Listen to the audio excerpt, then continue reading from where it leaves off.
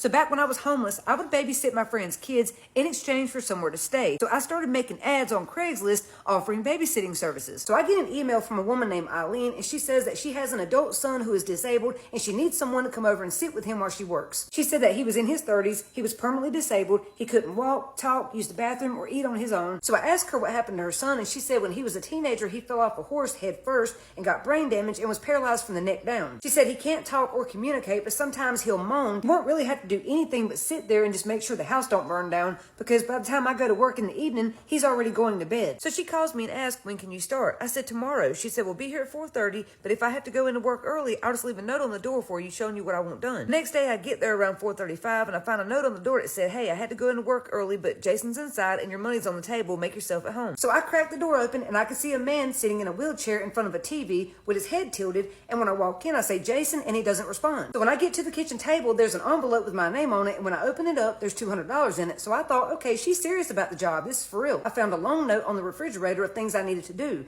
8 o'clock supper, 8:30 diaper change, 9 o'clock bath. So I spent the night doing everything on her list, and then I put him to bed, and then I went to sleep on the couch, and I was just glad to finally have a roof over my head. Now, Eileen had these alarms set to let you know when to go feed or change Jason. So one of these alarms went off around 2 a.m. and it woke me up. I check on Jason, and then I go to the bathroom, and when I look in the mirror, my hair is balled up and has a big matted spot where something is like dried up in it. I'm thinking, did I drool in my own hair? What the hell is that? And I have to rinse my hair out in the sink and pick the shit out. So by 12:30 the next day, Eileen has still not come home from work, and now I'm making Jason lunch. So now it's time to wash him, and while I was giving him a bath, I could tell he was physically very excited, and when I was drying him off, his hand grazed across my ass. But I'm thinking it was an accident, because when you work that close with patients, you're bound to bump into each other one way or another. Trigger warning, this part is disgusting. So after his bath, I put him in the bed, and then I went and laid on the couch and took a nap, and when I woke up, that same shit was in my hair again. I had my hair pulled back tightly, but once again, it was pulled out like this and looked like someone had jizzed in it. So I'm leaned over the sink, rinsing my hair out, and I hear stomping in the hallway, but when I look out, no one's there, and Jason's in bed asleep. So now it's after dark, Eileen still hasn't come home, and now I'm Skyping with my boyfriend when I hear Jason moaning in the bedroom, so I go to check on him, but nothing's wrong. I get back on Skype with my boyfriend,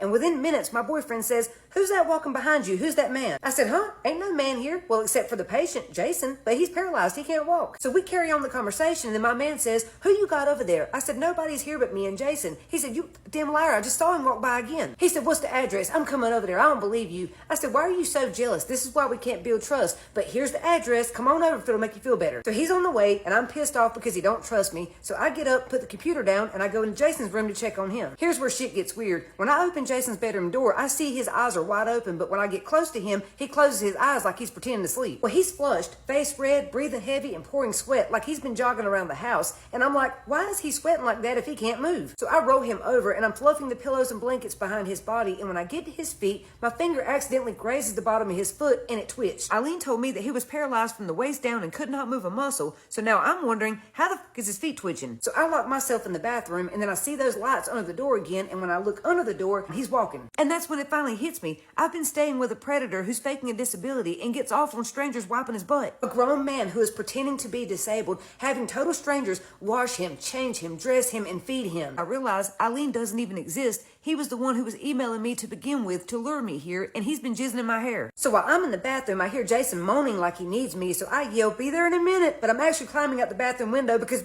I'm leaving. My man shows up with a weapon, and we go in the house, and he takes one look at Jason and says, that's him, that's the man I saw behind you. So my man starts yelling at Jason, get up, boy, get up, come on, you ain't fooling nobody. You want to play games with my old lady, I'm gonna f you up. Well, then my man fires a shot beside Jason on the bed, and that made Jason flinch, and then Jason jumps up and takes off running out of the house. My boyfriend follows behind him and fires another shot, and then I grab my boyfriend and snatch him back, and then we get in the car and leave. So as we're leaving, we stop by the mailbox to try to see who lives there, and when we open it up, it's jam-packed full of mail. It hadn't been checked in months, probably years. So we go back the next day, and a neighbor tells us the homeowner was put into hospice months ago, and that's why the power's still on. And squatters had been breaking into the house and staying there. And one thing we couldn't figure out was who called me that first day pretending to be Eileen, because the person I talked to sounded just like a woman, but it could have been this guy, I don't know. So I go to try to file a police report, and they won't even let me talk to a detective. They said it sounded like a scam, and they didn't handle those types of cases. Then my boyfriend gets mad and cusses me out for being homeless, saying I need to get my shit together. I said, I'm doing everything I can do. I don't have people paying my bills like you do. I said, you 30-something years old, still living with your grandparents, mooching off of them, got them paying all your bills, and you trying to tell me I need to get on my feet? cube. When I was homeless, I went through hell. I was put in some very scary situations just to have food and a roof over my head. At one point, I was sleeping in my friend's pump house, taking baths at the lake, selling aluminum cans for money. I didn't want to, but I had to. When you don't have an income, a home, or support, you do what you got to do to survive, and that's what I was doing.